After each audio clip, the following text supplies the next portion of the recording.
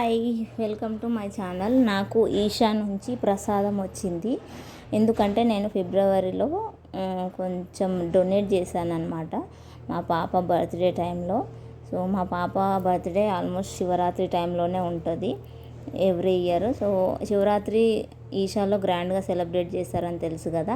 So ఆ టైంలో నాకు ఇన్స్టాగ్రామ్లో ఒక పోస్ట్ కనిపించింది, ఇష్టం ఉన్న వాళ్ళు డొనేట్ చేయొచ్చని. సో పాప బర్త్డేకి డొనేట్ చేసినట్టు ఉంటుందని చేశాను నేను.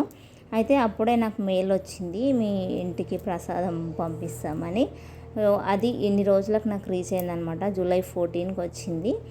ఇందులో 5 లడ్డూస్, సిజామే లడ్డూస్ పంపించారనమాట. సో ఈషాలో తెలుసు కదా, అంతా ఆర్గానిక్, ప్రిజర్వేటివ్స్ ఏం లేకుండా ఓన్లీ నల్ల నువ్వులు అండ్ బెల్లం కలిపిన లడ్డు. టేస్ట్ చాలా బాగుంది. అండ్ ఒక విభూతి పంపించారనమాట.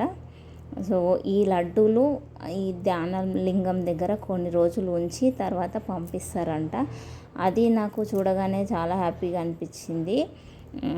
డైరెక్ట్గా అక్కడికి వెళ్ళలేకపోయినా దేవుడు శివుడి బ్లెస్సింగ్స్ నాకు అందినట్టు, నా పాపకు అందినట్టు అనిపించింది.